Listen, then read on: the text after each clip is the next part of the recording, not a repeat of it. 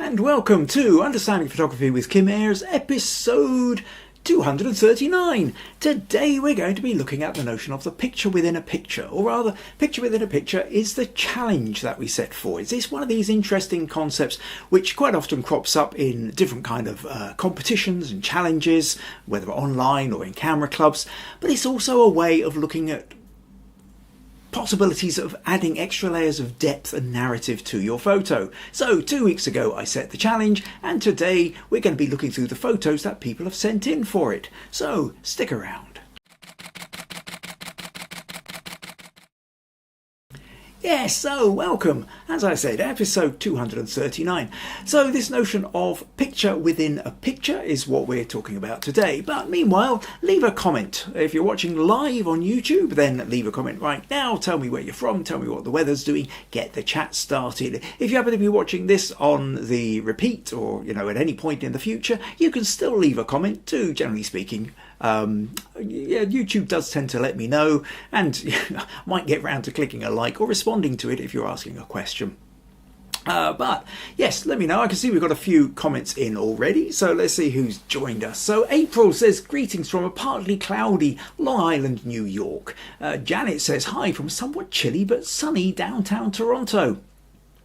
Robert says, howdy all from Texas. Susan says, hi everyone, a bit cloudy and only 14 degrees C in Kukubri today, but next week should warm up quite a bit, can't wait. Well, Kukubri is just 9 miles down the road from here, and I think it's only 13 degrees here in Castle Douglas. Kukubri always has it slightly warmer. The summers are fractionally longer. Spring starts about a week and a half earlier, autumn starts about a week and a half later. So yes, even though it's just 9 miles down the road, there's weather differences quite often.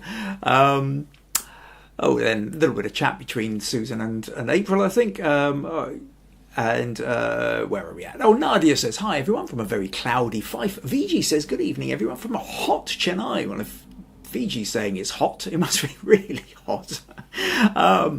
April says, it's like 100 degrees here, Viji. I heard that from an Indian friend of mine. I say 100, obviously we're talking slightly different options here, because for April that would be 100 Fahrenheit as opposed to boiling water of 100 C, which it would be in Chennai.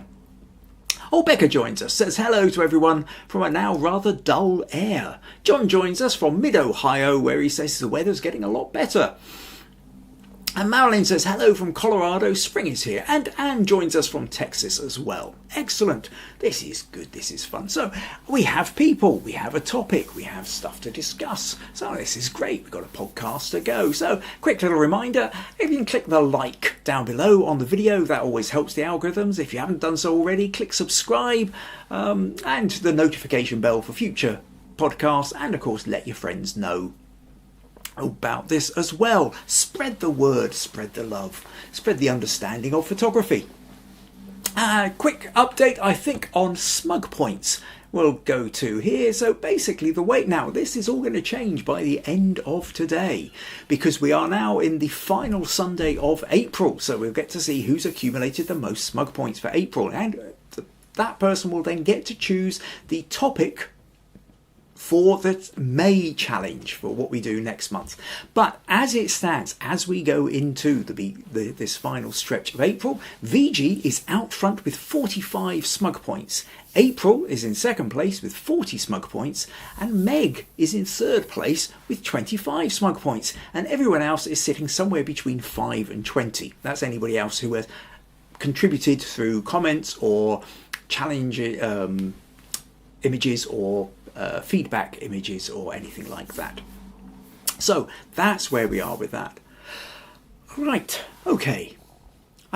Yes, so a little kind of quick reminder then of the idea for picture within a picture. There's usually variations of this. Sometimes it's photo within a photo, sometimes it's frame within a frame, but they all tend to kind of surround the same idea, is that you end up with more than one level of image within the image. And that can kind of be fun for photographers, for we who like playing around with a camera, whether it's on our phone or we have a DSLR or a mirrorless, or even a shoebox with a hole in it. We like those of us who like creating images via light. there's that notion of creating the image, but if you've got an image within an image, then that can add an extra layer of interest. It can make us look a little bit further. It makes the viewer stop and get more out of the photo. And then if that image within the image is creating an extra layer of narrative and connection with what's out with the image, then it all starts to become much more interesting. And I think there's this notion of, we've talked plenty of times before about part of the problem we have with photography in terms of representing reality is that we experience reality through 4 dimensions, 3 physical dimensions, one temporal dimension. So 3 space, 1 time, 4 dimensions. But photographs are 2-dimensional. They're flat on an image, up and down. So any sense of depth, any sense of time has to be implied from what's there. And this is where the skill of the photographer comes through. This notion of creating a narrative, creating something which has the feeling of going beyond just a flat 2-dimensional image, to create a sense of, well, what's happening maybe just out with the sides of the picture, or what happened just before it was taken, or what's happening just after it was taken, giving us a sense of something bigger than just what we're directly looking at.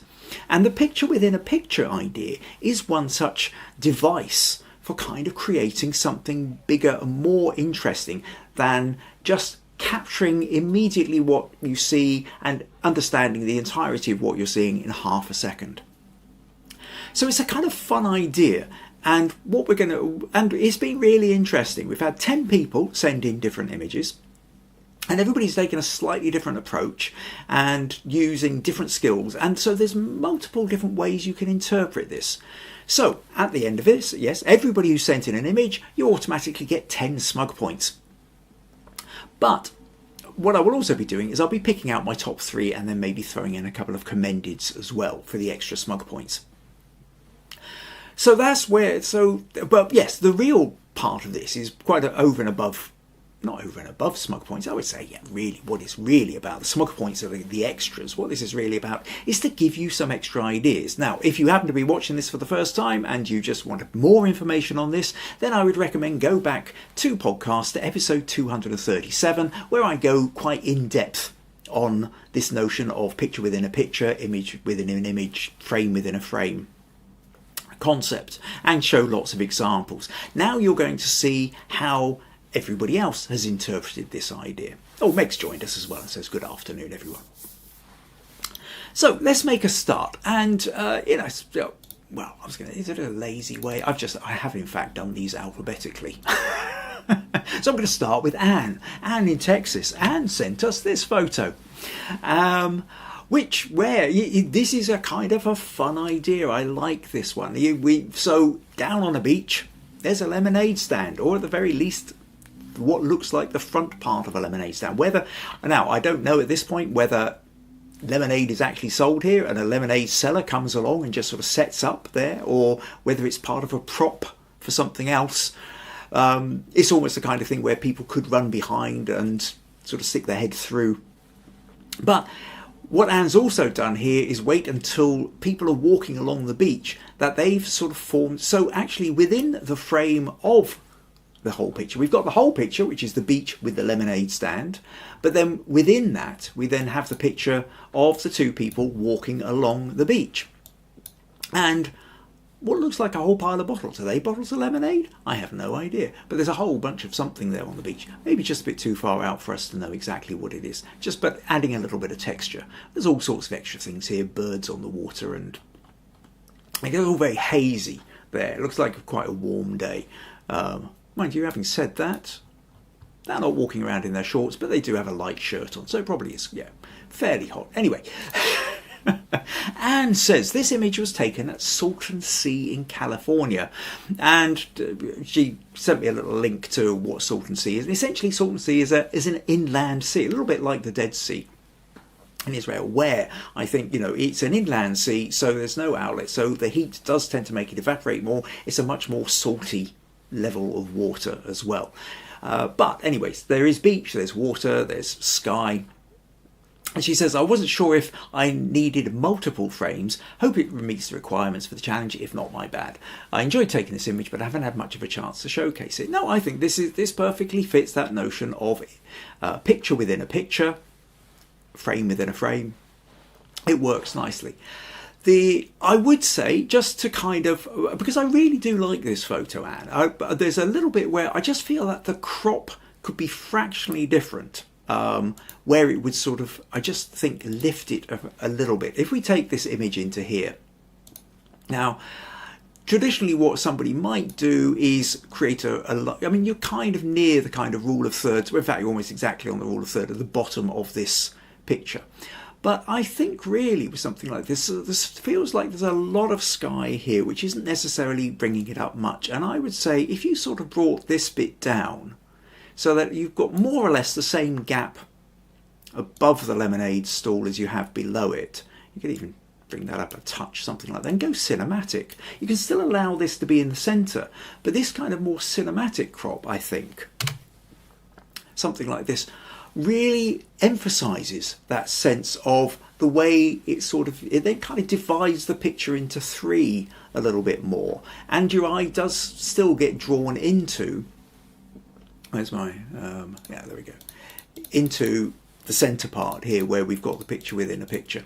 But I quite like that kind of division, I think, which becomes a little bit more emphasised. Whereas if we go back to here, feels like there's a lot of room on the top there, which isn't the sky, which isn't necessarily doing anything. You still have the full sense of the sky here, and I think maybe just having that horizon line more or less running through the middle, but allowing for that cinematic crop really just lifts it that little bit more. But having said that, it's a great photo, and many thanks for sending that one in, Anne. I think it's a good start for this podcast, giving that sense of what a picture within a picture can be.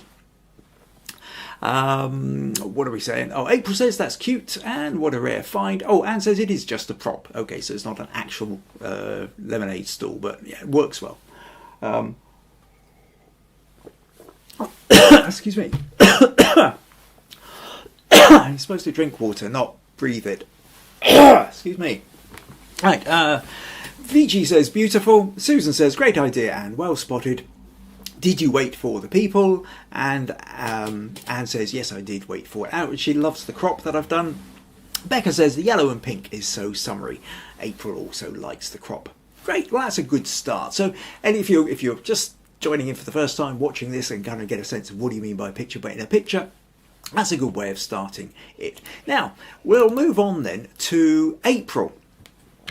And April sent in this one, which is picture within a picture, also kind of frames within frames as such. I mean, there's levels whereby you could say they're the same thing, frame within a frame, picture within a picture, and very often in these competitions one will overlap with another, but I sometimes feel there's a sort of slight distinction within it.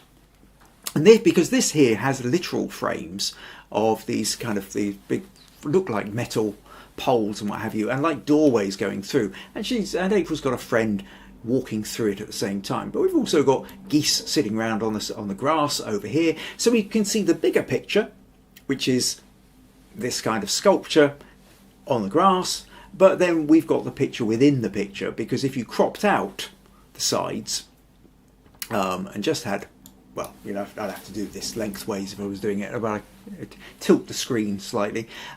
You've also got a picture that works in its own right as well. And I think, to be honest, that's one of the key things with this notion of picture within a picture, is that it has to work on the two levels.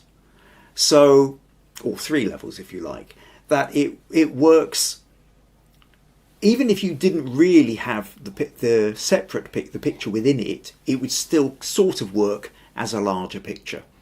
And even if you didn't have the larger picture, the picture within would still kind of work. And the best kind then are where the two complement each other as well. Anyway, April goes on to say, this photo is for the picture within a picture contest. It is my friend's daughter within multiple rectangles. I took a picture of the sculpture's frame, and this photo also has a group of geese on the right. That could be considered its own picture as well. This is true. You could just crop this and you've got geese and tree.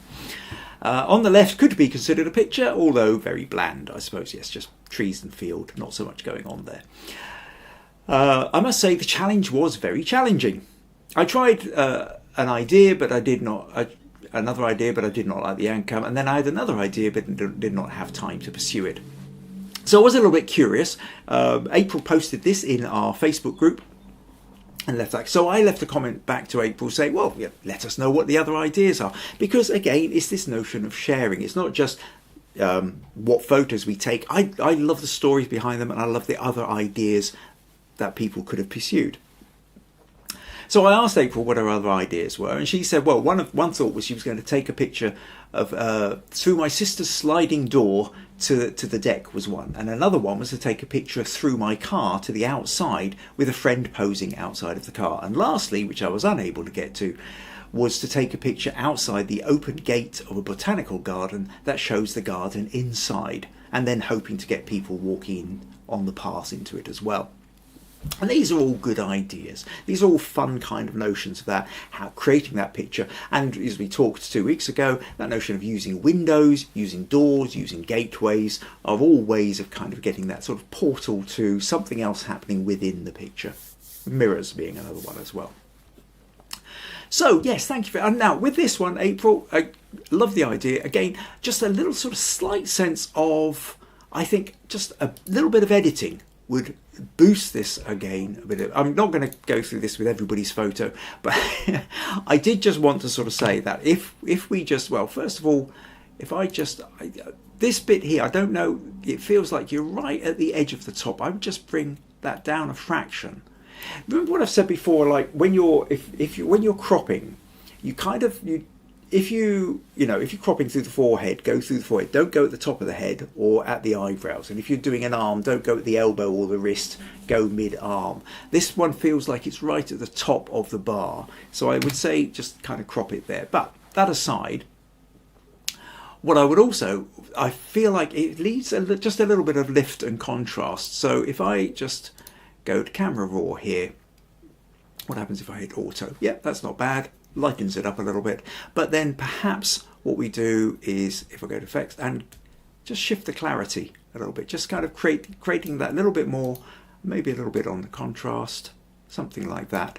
And I think you can see then that lifts the picture, and it really kind of, I think, particularly for where your friend's daughter is walking in the middle of this, you see it's fairly dull, and then it's sort of, you want getting that little bit more light on her shoulder. It allows her to kind of stand out, and then the kind of griminess and the moss and the rust and what have you of the sculpture as well kind of lifts as well. So always worth playing around with a little bit of editing. Just see what you can do. Play with contrast a little bit. I think is a kind of, so once you've got the crop you want, try that and see what you can do with the shadows or the highlights and then the contrast. That's kind of a good starting point for that.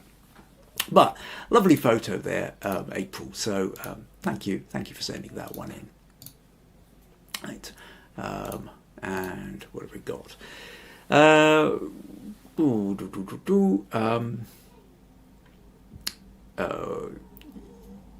do we go? Oh yeah, Becca says looks good. Viji says lovely location and photograph. April says thank you. Susan says love this unusual place. Does it lead anywhere? Nadia says nice one. April says it's an art gallery. They have sculptures outside and it leads to the other side of the sculpture on the lawn. April says very nice. Kim agreed, presumably with the edit. And John says good shot, April. April says thanks all. Okay, next image then. We are going to go to Janet. And Janet sent in this one. Where she says, I have attached my entry for a picture within a picture challenge, the CN Tower inside of a life ring shot from Ward's Island. So we can see the tower through the life buoy ring. And she says, my original thought was to shoot the CN Tower through some Muskoka chairs. Muskoka? Is that how you pronounce it? It's not a word I've seen before. What is that? Is that like deck chairs? I don't know. I'll have to look that one up afterwards. Muskoka chairs that are set up on Centre Island, but the chairs I wanted were occupied. Yeah, that's always so annoying. You want to you want to use a prop, somebody sitting in it. I did have some other ideas as well, but most of them needed to wait until May. Well, reflection of classic cars in the wheels, or chrome of a second classic car, reflections in sunglasses, etc. Presumably, so does that mean you're going to a classic car show in May? That'd be fun. Go for it anyway. Look forward to seeing what you might be able to create in that one, and then you come and share it with us then, Janet. So yes, this is a nice idea, and again we've got that sense of you've got a kind of close-up shot of the life buoy, of the life ring, but at the same time you've then got this secondary image, which is the tower on the inside. And this is one of those where again it's that you know that there's thought behind it, because a fraction to the left, a fraction to the right, you're either not going to include the tower, or the top of the tower is going to be cut off, or anything like that. So it's that bit of the photographer in us which is hunting down, just trying to get that right bit of angle. It's a very strong reds here, but also then the cool blues within it as well create a nice kind of interesting colour palette with that. So nice one there, Janet, and thanks for sending that one in.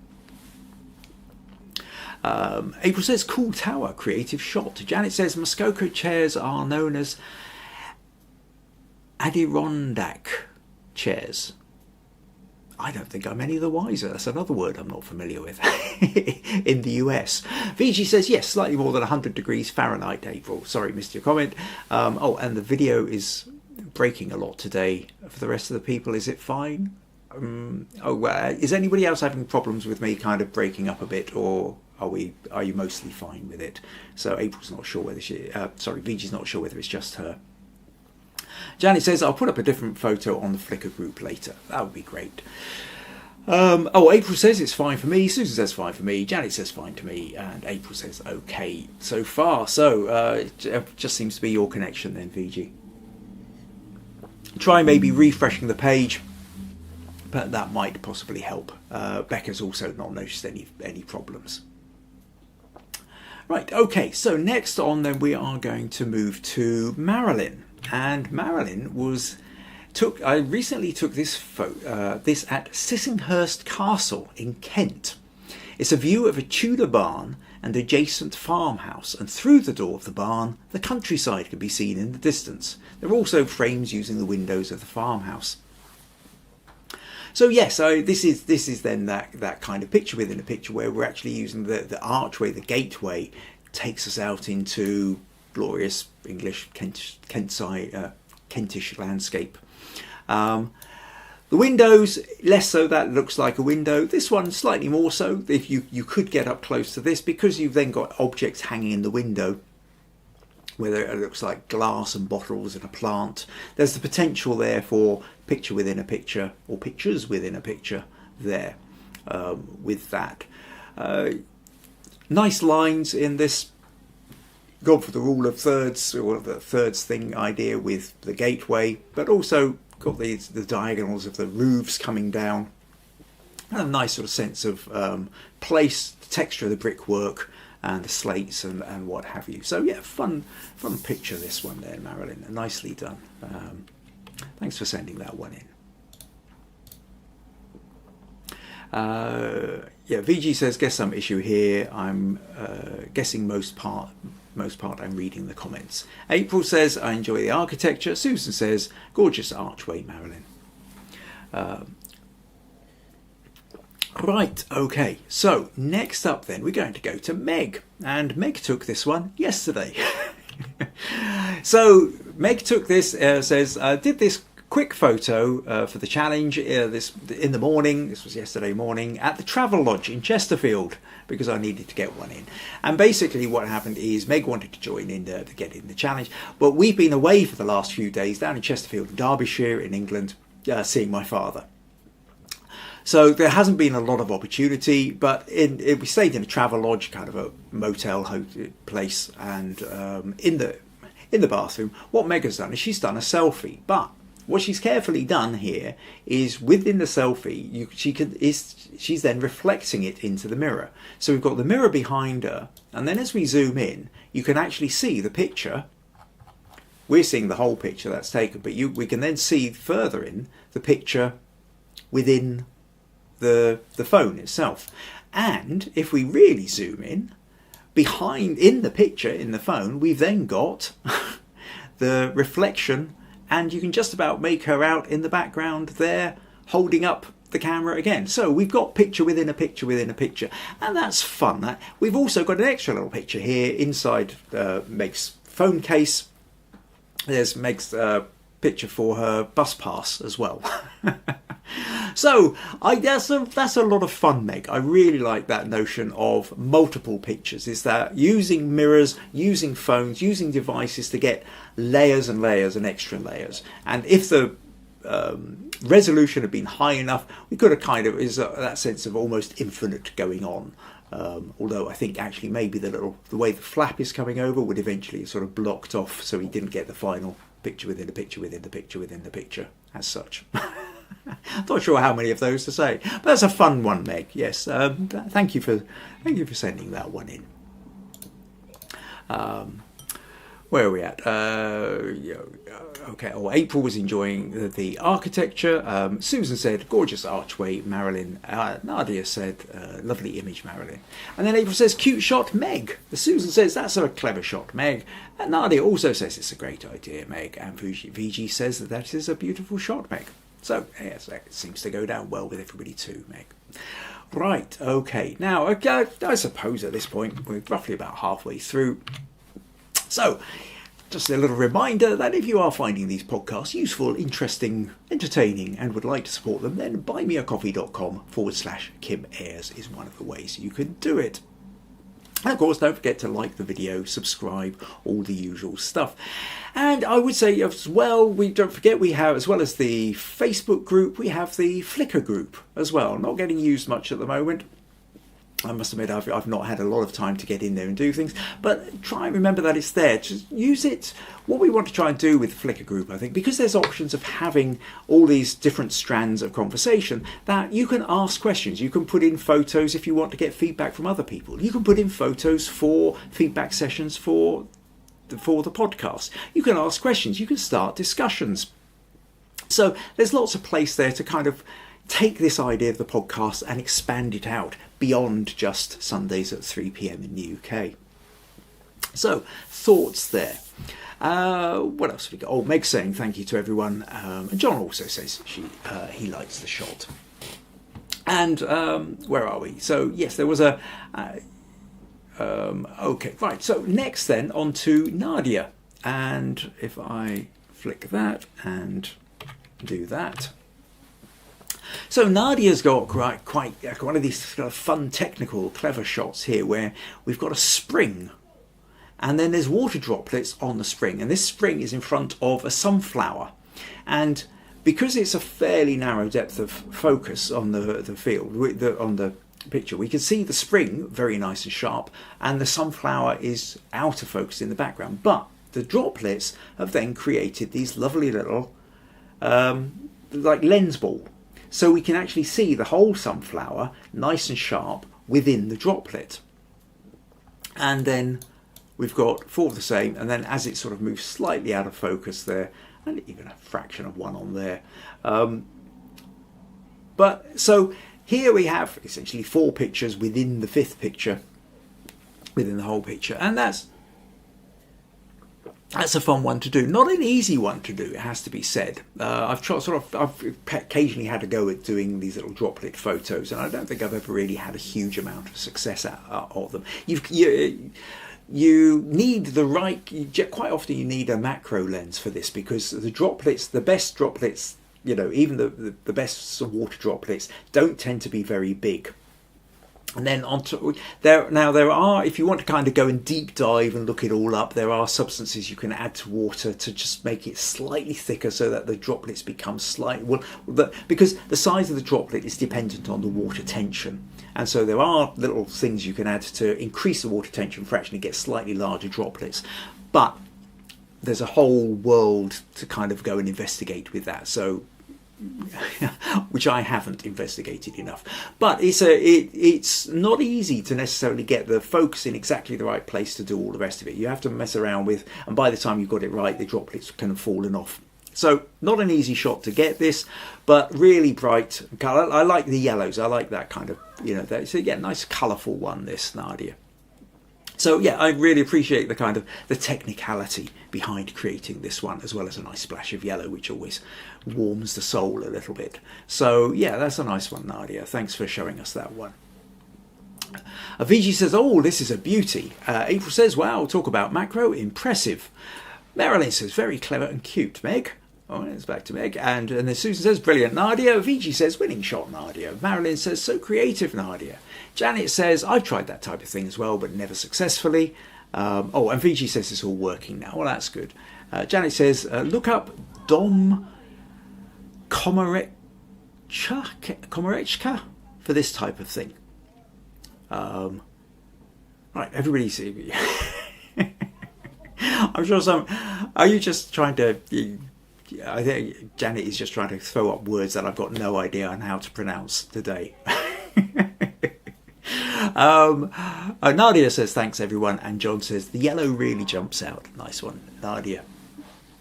Okay, great. Where are we next? So now Nurije, she sent me a couple of photos from the archive, from her archives, and then said that she would actually go out and try and, but that was like over a week ago because she got the dates mixed up on when the challenge was. So I said, no, you're fine, there's still a week to go. So she went out and took some more photos, and then she decided to send me this one.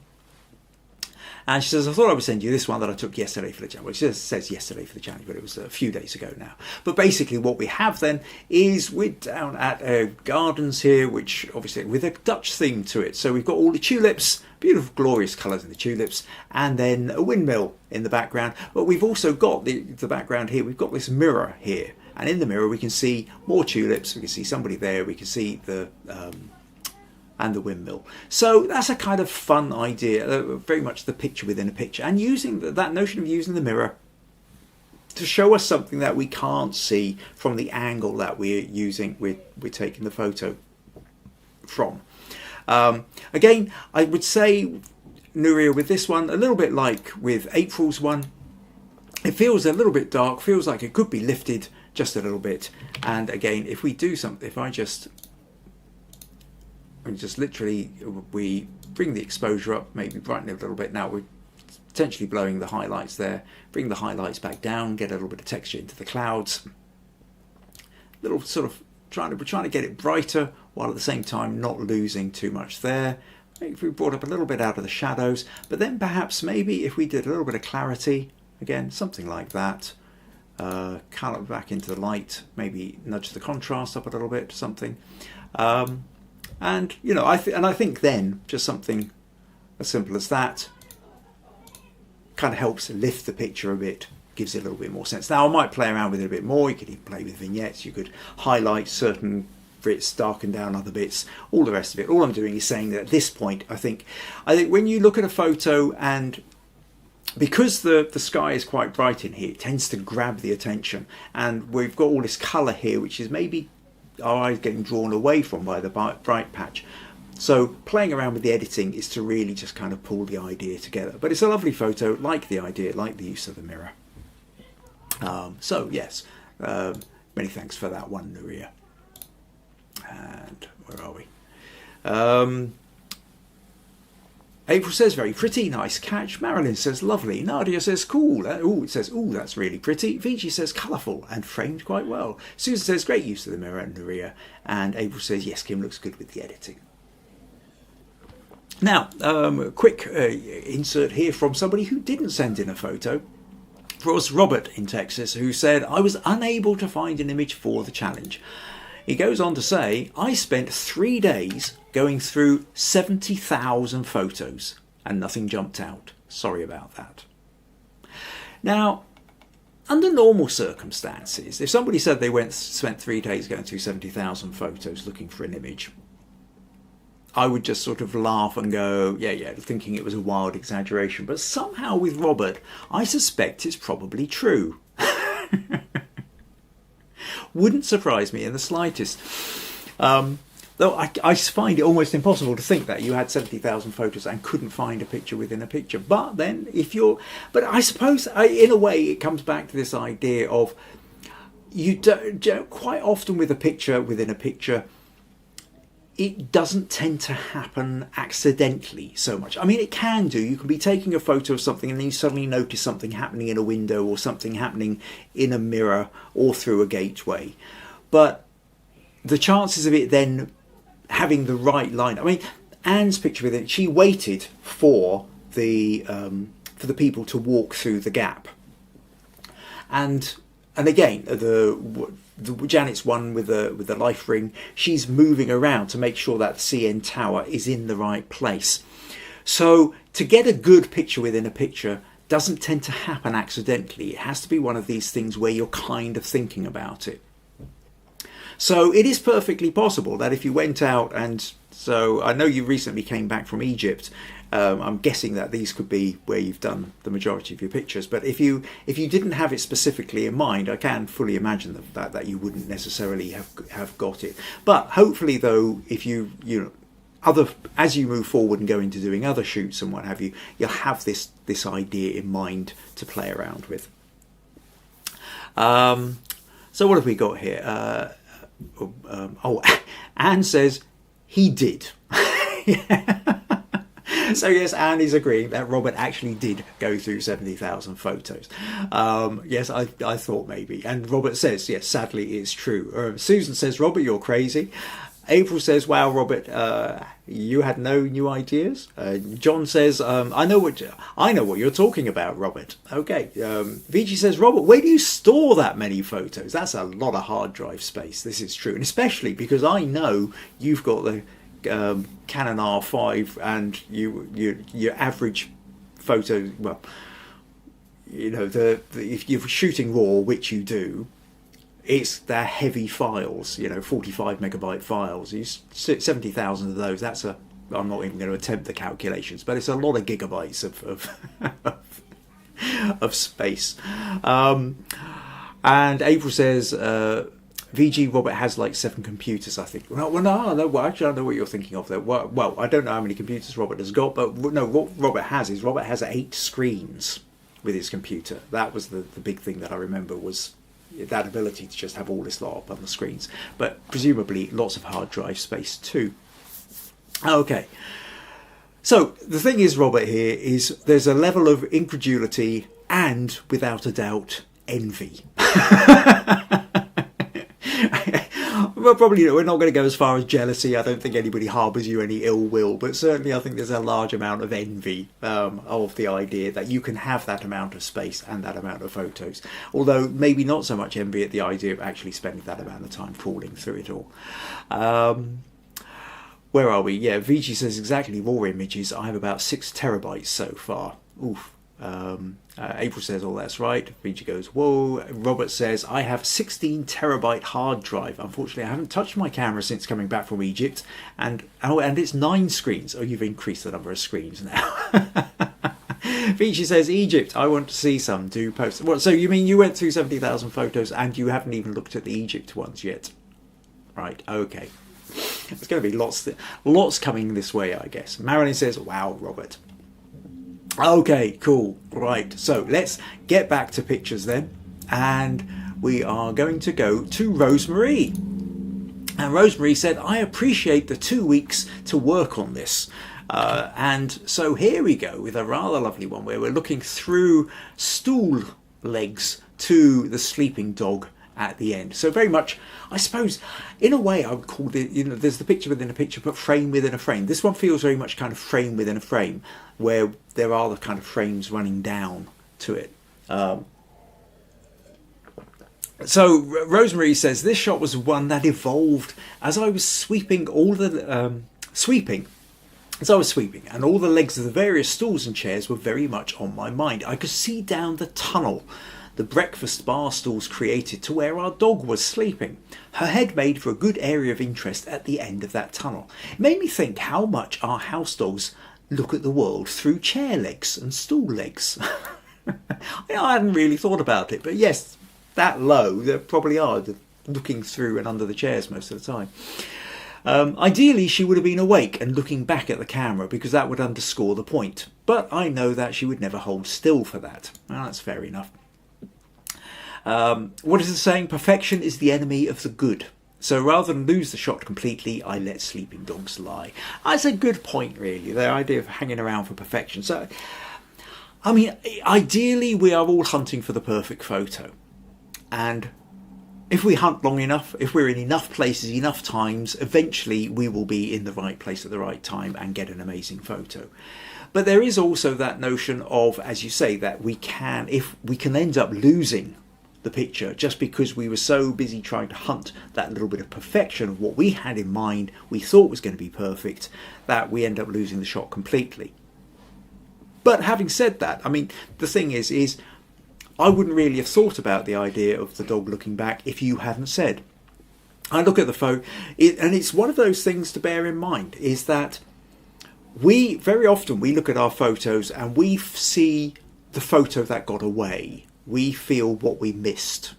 But when other people look at it, then they don't know what was going on in our head. They don't know our thoughts. They're not comparing this photo to something we had in our head. They're only seeing the photo in its own right. So when I first saw this photo, I just see I'm looking through the bar stools to the sleeping dog. And therefore the sleeping dog feels that that's what the photo is about. Kind of you're peering through, fast asleep, snoring away, dreaming of chasing rabbits, whatever the dog is doing. That feels quite natural to be kind of down at ground level, head on the floor. So awake would have been a different photo. Might have been an interesting photo, might not have been quite so interesting. We will never know unless we actually see it. But I wouldn't necessarily feel too disappointed. I think there's very much, as photographers, there are times when we are desperately chasing down a very specific photo.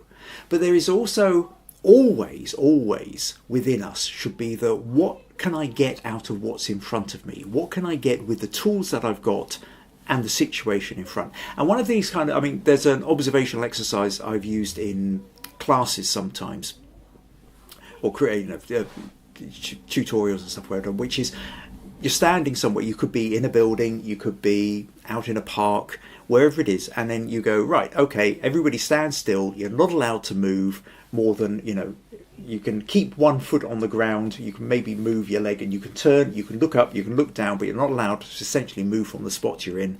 Now find something interesting to photograph, or find 3 interesting things to photograph. And it forces you to then go, well, okay, I can look up, I can crouch down, I can look what's on the ground, I could maybe photograph my shoelaces, I could try and go for a wide space, I could photograph the other people who are standing here. But it's forcing you to look. It's forcing you to go, well, okay, I didn't come out here specifically to take this photograph, but given the camera or phone that I've got, the lighting conditions that I've got, the lens that I've got, the place where I'm standing, what can I find that's interesting in this situation? Now, you might not end up with an award-winning photo, but it's training the brain. Always that the amount of time that you take to observational exercise, to go, how can I create something, is worthwhile.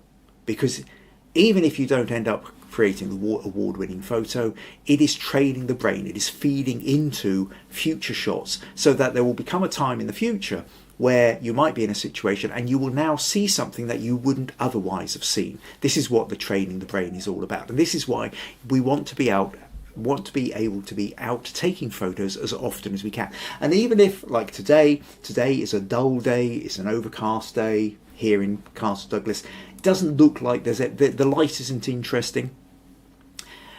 There's still that notion, go out for a walk and go, oh, there's an interesting texture of moss against a brick wall, or that's an interesting crack in the pavement, or there's some little bits of flower blossom husk that are sort of gathered up by the corner into the curb of the road. And look for if the light isn't there, look for line and shape and form.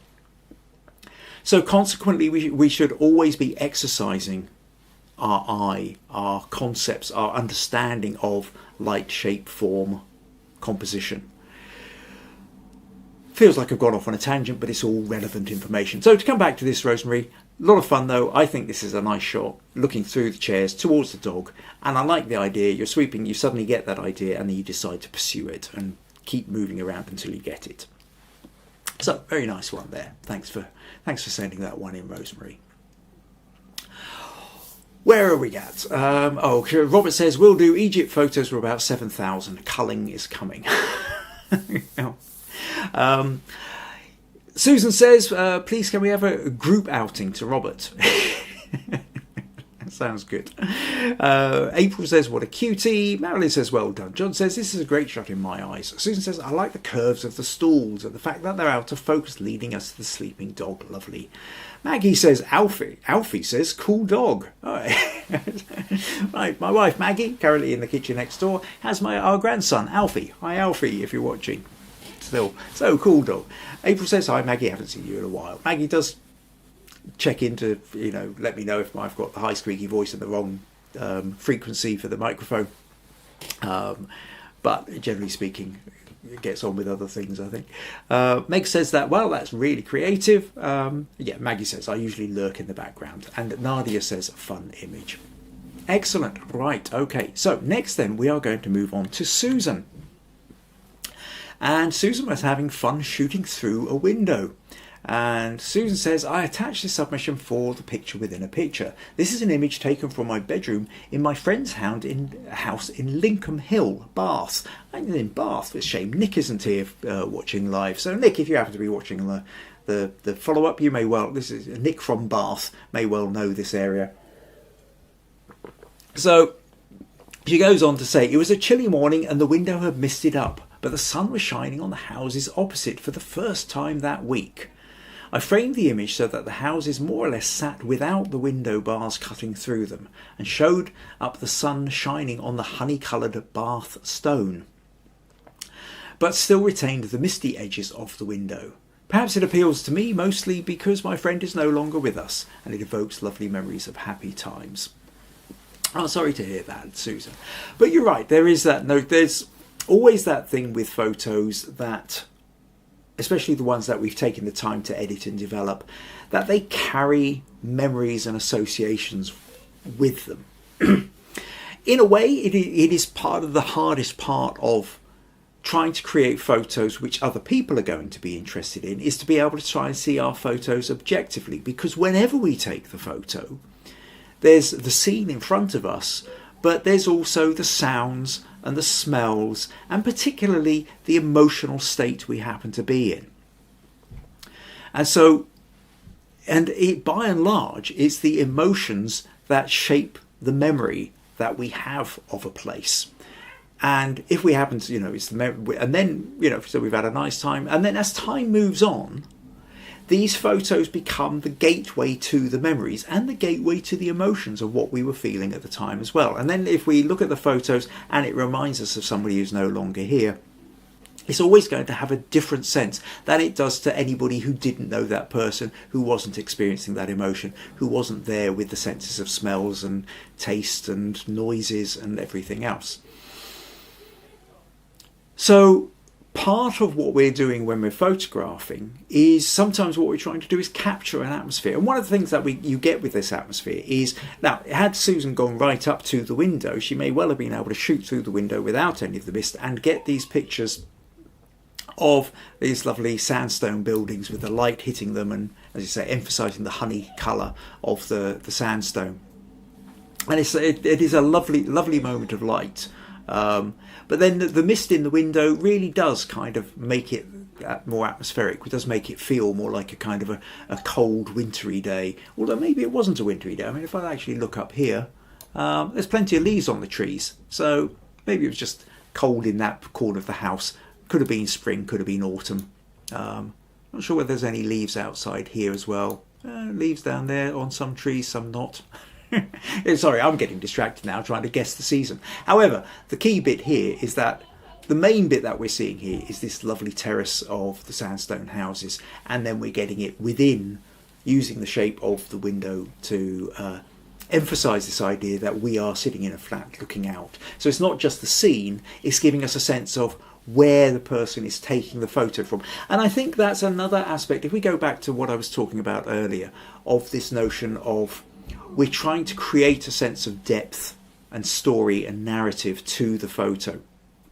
And what this through the window manages to do for us is it creates, it's not just the scene that we are seeing, it is giving us a sense of where the person was taking the photograph. So we can now envisage ourselves. You know, sometimes, I mean, if Susan was sort of standing on a hill taking this photo, we might just be looking at the scene, not overly thinking about where it was taken from. But because we have the frame with it, the window frame here, we know we are immediately behind the window, very close to this window, but we're immediately behind it. And so that places us into the photo as being just behind the window. So it adds that extra little layer of depth to the narrative that's going on.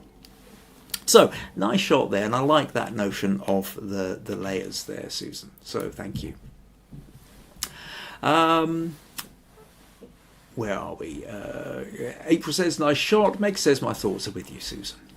April also says, nice photo for a gateway of a memory. Viji says, the dog is pensive, thoughtful enough, and poses well. Good capture. Sorry, some issue with my internet connection. Had to reverse and check. Nadia says, lovely, Susan. I like the misty bits around each of the pane of glass. Viji says, beautiful photograph, Susan. Beautiful buildings bathed in sunlight. You live in Bath? No, Susan doesn't. Susan lives in Kirkcudbright, just 9 miles down the road. Bath is about, give or take, about 300 miles that direction, south, from where I'm sitting, more or less. Yes, Susan goes on to say, no, VG, I'm in Scotland, but visited my friend quite a lot, even though it's quite a long way down in England. And Susan says, thanks, everyone. Excellent. Right, so from Susan then to VG, and VG's photo is this one, where we are getting layers within layers again. So VG says, this one with the fairy lights and my DSLR focusing on the lights and a pearly vanity box, which I shot through my mobile, which she says was taken today, but this was yesterday or the day before when she posted it through to me. So VG's using her mobile phone to photograph the back of her DSLR, which in turn is photographing a vanity box and fairy lights in the background, but is also photographing a lens ball in the picture. And then through the lens ball, you can see the reverse of the image that's being photographed. So this is another one of those fun ones where you've got this picture within this picture within the camera, which is also within the larger picture. So essentially you could say it's 4 pictures. So that picture within a picture within a picture, I think, is a fun way of going about this. So yeah, lots of fun here. I think this has been quite a fun topic to explore, and I really like the way that everybody's gone about it. Viji says, "Oh, I'm seeing a country close to my heart through your eyes, both England and Scotland." April says, creative shot. Susan says, you've done it again, VG. Very clever shot. And Nadia says, nice idea, VG.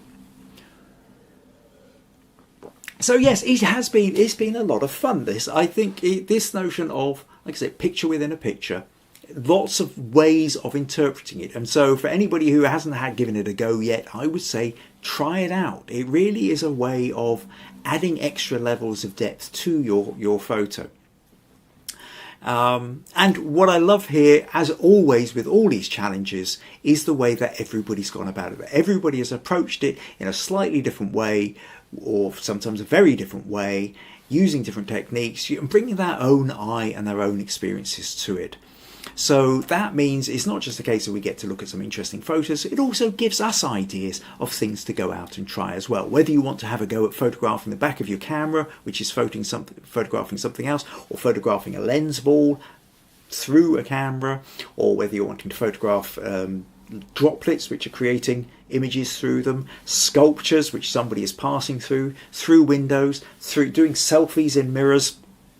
There's been sort of so many different options and ways, also down through using furniture as well to frame things. So there's been lots of different ways that people have done things, and it's been a lot of fun. So thank you ever so much to everybody who sent in. So to all 10 of you who've sent in, you get your 10 smug points for entering the challenge.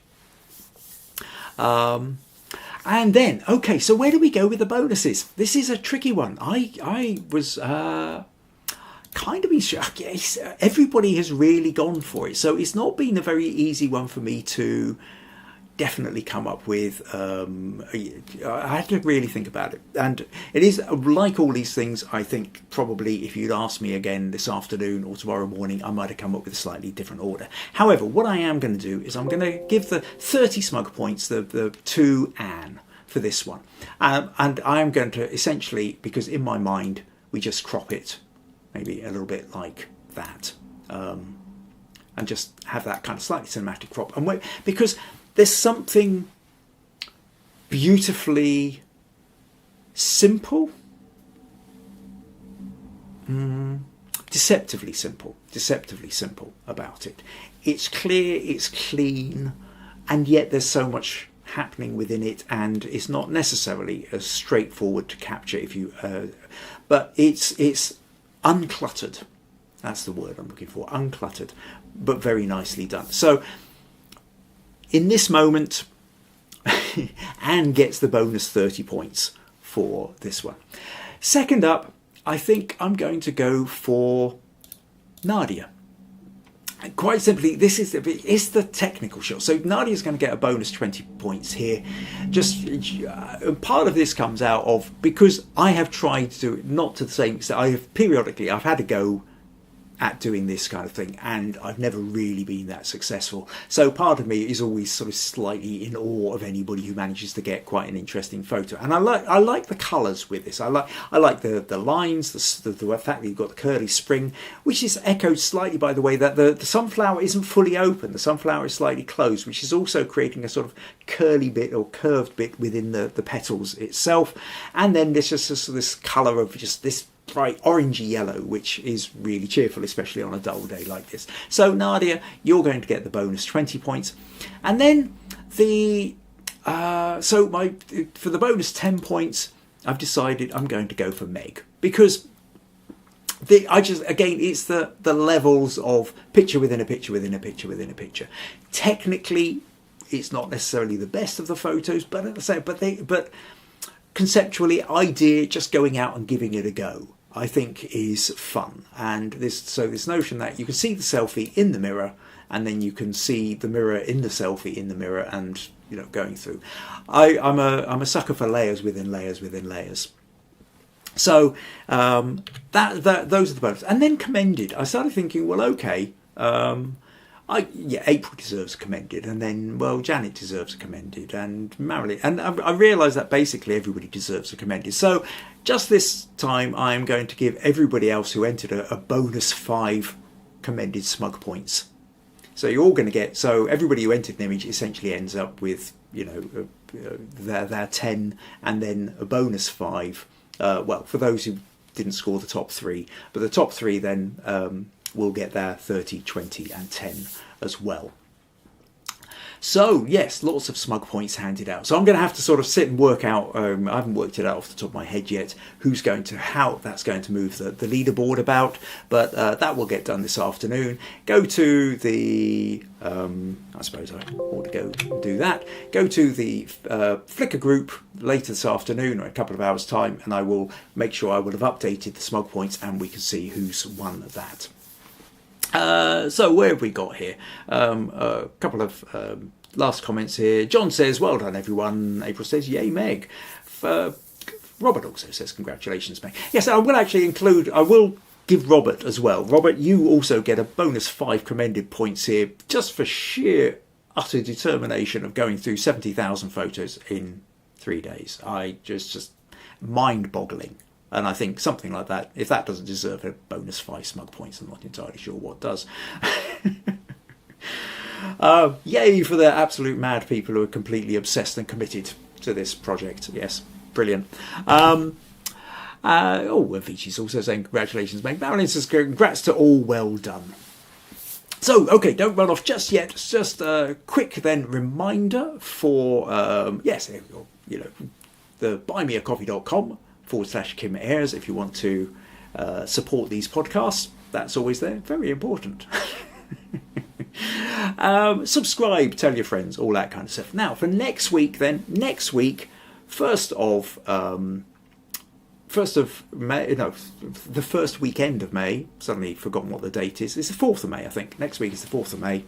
I'm going to be doing a feedback session. Okay, so this is your chance to get proper feedback on your images. And Robert, if you came across any in those 70,000, which you want feedback for, then I'm not going to give you feedback on all 70,000. Don't just send me your hard drive. Pick out one. Or if you found any in your Egypt group already that you quite like a bit of feedback on, send that through to me. Not just Robert here, everybody else. Remember that there's very few places on the internet where you can get genuine feedback on your photography. And when we did the 5th anniversary a couple of weeks ago, one of the things that both Robert and Viji said that was just how much they benefited from putting in the images for feedback, and just how much it's managed to sort of help grow and advance their photography. So, you know, for everybody out there, it's a way of really, because we can talk about all these things, we can come up with all the concepts, but it's when you suddenly see how an image could be adjusted. If I get past one of your blind spots or anything like that, that's the bit that really opens up and helps us to advance our photography. First of all, we have to go out and do it, but then getting objective feedback from somebody who knows what they're talking about helps us to grow our photography. So that's where we're at with that. So next week, feedback session. By then I will have also worked out who won the Smug Points for April, and therefore who's going to be choosing the challenge. And at that point, I will. So next week, I'll tell you what the photo challenge will be for May, and any other ideas we've got coming up. So send me your images for feedback. Try and get them into me sooner rather than later. Certainly Fridays as late as I can go. 4 pictures probably is about all I can do for feedback. So essentially, I will work on a first come first served basis with that. Right, okay, so is that it? I think that's it. Thank you once again to everybody who has sent in images. Congratulations to all of you for sending in images. Thank you for everybody who's just left a comment and continues to... what's this I noticed here? Robert says, thank you, I don't deserve the Smug Points. I think you do. You deserve 5 Smug Points just for sheer tenacity. Robert says, I have a few hundred I can send you. Yeah, just keep it to 1 for this week. A few lols and ha-has and smiley faces. Okay, everybody saying congrats for sending images in, and see you all next week. So yes, I will see you all next week. Have a good time. Send me your images for feedback. Take care. Bye-bye.